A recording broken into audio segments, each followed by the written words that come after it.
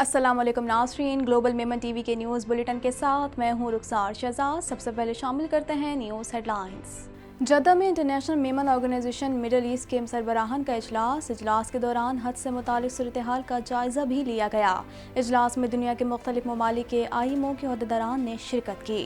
ओखाई मेमन जमात को दरपेश अहम मसला हल होने के करीब, जमात के अहदेदारान की DC के माड़ी से मुलाकात। हुकूमत की जानिब से कब्रिस्तान के लिए 20 एकड़ ज़मीन फराहम की जाएगी। आलमी बाजार में सोने की फ़ी औंस कीमत में $5 इजाफा। पाकिस्तान में फ़ी तोला सोने की कीमत में 500 रुपये का इजाफा। फ़ी तोला सोने की कीमत बढ़कर 1,09,500 रुपये हो गई। विफाक ने रियल एस्टेट सेक्टर पर टैक्स का प्लान पर से पुश डाल दिया। हुकूमत ने इनकम टैक्स ऑर्डिनेंस के सेक्शन 37 में तरमीम तजवीज़ की थी। माहिरीन के मुताबिक रियल एस्टेट डेवलपर्स और बिल्डर्स के लिए चोर दरवाज़ा खुल गया है। Stock market T bills Pakistan investment bond से $2 अरब का सरमाया निकल गया। कोरोना के बायस गैर मुल्की सरमायाकारों की जानिब से आउटफ्लो देखने में आया। माहिरीन का कहना है कि सरमायाकारों को साजगार माहौल फराहम करना होगा।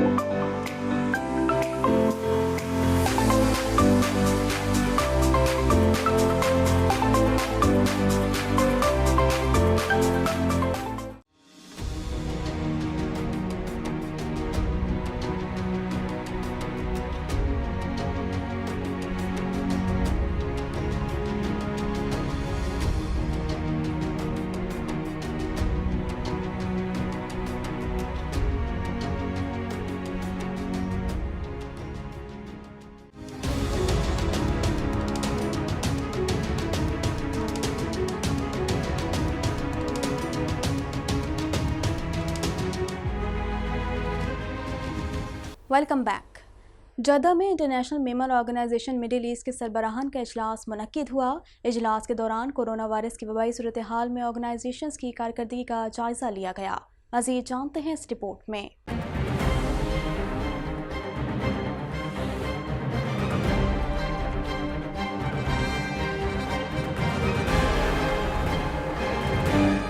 जद्दा में international Memon organisation middle east के सरबराहान का इजलास मुनक्किद हुआ। IMO के हज उम्रा हेल्प सेंटर की मीटिंग मिडल ईस्ट के ममालिक दुबई, सऊदिया, जॉर्डन, ईरान, इराक, बहरीन और कुवैत से बैक वक्त हुई। इजलास में कोविड के दौरान ऑर्गेनाइजेशन की कारकर्दगी का जायजा लिया गया और मुस्तकबिल के लाइहा अमल पर गौर किया गया और हज से मुतालिक सूरत हाल का जायजा भी लिया गया। इस इजलास के मेहमान खुसूसी IMO के general secretary mister Tayyab Musani थे। इसके अलावा अब्दुल्ला जानू और इकबाल आडवाणी और बहुत से मेमन मोअज़्ज़िज़ीन ने शिरकत की और अपने ख्यालात का इजहार किया। हुज्जाज कराम को हाल दरपेश मसाइल के हल से मुतालिक तजावीज़ दी। मिस्टर इकबाल आडवाणी और मिस्टर अब्दुल्ला जानू ने ऑर्गेनाइजेशन की कारकर्दगी से IMO के जनरल सेक्रेटरी को आगाह किया। इस ऑर्गेनाइजेशन का मकसद लोगों को ज़्यादा से ज़्यादा फ़ायदा पहुँचाना है। हम ये सोचा कि इस मरतबा हम लोग एटलीस्ट 2 साल से तो कोविड की वजह से हज इंटरनेशनल लोग नहीं आ रहे, तो हज नहीं हो रहा।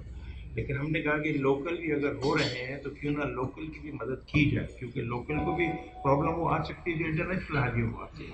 ओखाई मेमन जमात के अहदेदारान ने डिप्टी कमिश्नर की माड़ी से मुलाकात की। इस मौके पर DC की जानिब से कब्रिस्तान के लिए 20 एकड़ ज़मीन फराहम करने की यकीन दहानी कराई गई है। मज़ीद जानते हैं इस रिपोर्ट में।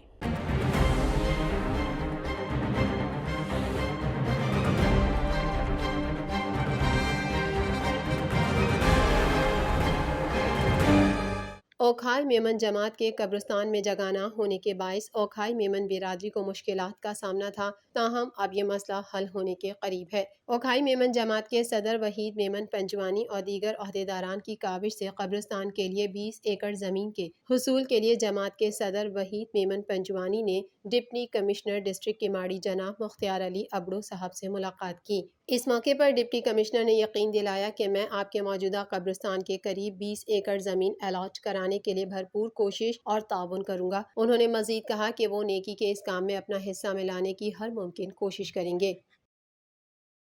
बैनुल-अक़वामी बिलियन मार्केट में फ़ी औंस सोने की कीमत में $5 का इजाफा हुआ और आलमी बाजार में फ़ी औंस सोना $1792 की सतह पर पहुंचने के बाइस मुकामी सराफा मार्केटों में भी सोने की कीमतों में इजाफा हुआ। मज़ीद तफ़सीलात इस रिपोर्ट में।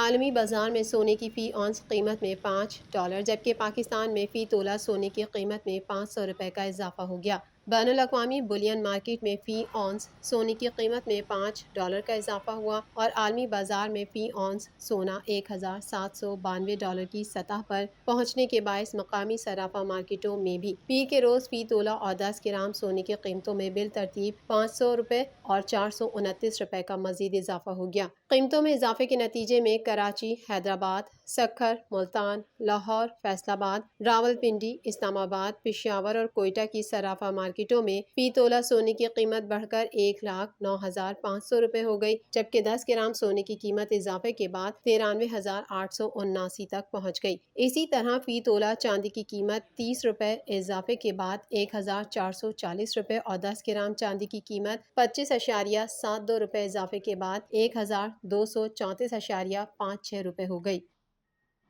वफाकी हुकूमत ने खामोशी के साथ रियल इस्टेट इनकम पर आम कारोबारी आमदन की तरह टैक्स आयद करने का मंसूबा पसे पुश डाल दिया है। मज़ीद जानते हैं इस रिपोर्ट में।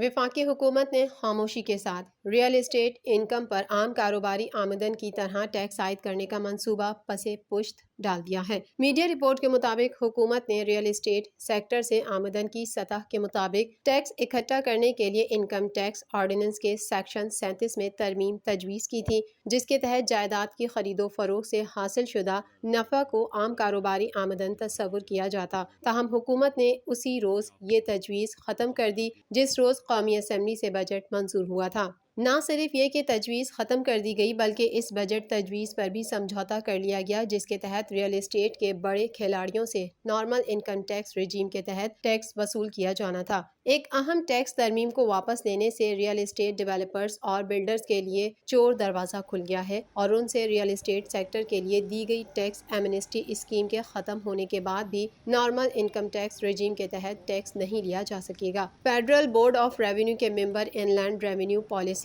चौधरी मोहम्मद तारिक ने मुजवज़ा तरमीम को वापस लेने के फैसले का दिफा करते हुए कहा कि FBR में इस मामले पर गौर व खौस किया गया था कि मुख्तलिफ केस लॉस प्रॉपर्टी इनकम को बिजनेस इनकम के तौर पर ट्रीट करने की इजाज़त देते हैं, जिसकी वजह से ये तजवीज़ वापस लेने और केस लॉस पर इन्हिसार करने का फैसला किया गया। सुप्रीम कोर्ट के वकील डॉक्टर इकरामुल हक का इस बारे में कहना था कि कारोबारी आमदन के तहत गैर मनकूला जायदाद की ट्रांजैक्शन के लिए तमाम तफसीलात जाहिर करनी पड़ती और टैक्स की शरह भी ज्यादा होती, मगर इससे एक बार फिर एहतजाज किया गया। उनका कहना था कि ये जायदाद की खरीदो फरोख्त में मुलविस डेवलपर्स माफिया को सपोर्ट करने का एक क्लासिक मामला है कि वो पहले तजवीज़ किए गए सेक्शन 18 के बजाय सेक्शन 37 के तहत ही टैक्स अदा करेंगे।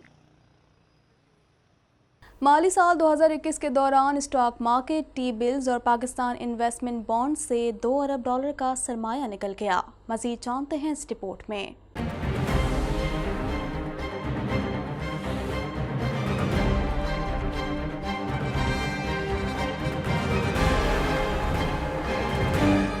माली साल 2021 के दौरान स्टॉक मार्केट, टी बिल्स और पाकिस्तान इन्वेस्टमेंट बॉन्ड से $2 अरब का सरमाया निकल गया। स्टेट बैंक के जारी आदाद शुमार के मुताबिक माली साल 2021 में कैपिटल मार्केट से $36 करोड़ 80 लाख, टी बिल से $20 करोड़ 30 लाख और स्टॉक मार्केट से $43 करोड़ की सरमायाकारी निकल गई, जबकि पाकिस्तान इन्वेस्टमेंट बॉन्ड्स में सरमायाकारी $26 करोड़ 30 लाख रही। स्टेट बैंक के मुताबिक माली साल 2021 में मजमूई तौर पर स्टॉक मार्केट, टी बिल्स और PIB में $1 अरब 64 करोड़ की सरमायाकारी जबकि $2 अरब का आउट फ्लो हुआ। तजियाकारों के मुताबिक कोरोना के बायस गैर मुल्की सरमायाकारों की जानिब से आउट फ्लो देखने में आया। हुकूमत को मुस्तकबिल में स्टॉक मार्केट, टी बिल्स और पाकिस्तान इन्वेस्टमेंट बॉन्ड्स में गैर मुल्की सरमायाकारी बढ़ाने के लिए रुपए की कदर में इस्तेहकाम और सरमायाकारों को साजगार माहौल फराहम करना होगा। ग्लोबल मेमन टीवी के न्यूज़ बुलेटिन से फिल वक्त इतना ही। मज़ीद खबरों और अपडेट्स के लिए देखते रहिए ग्लोबल मेमन टीवी।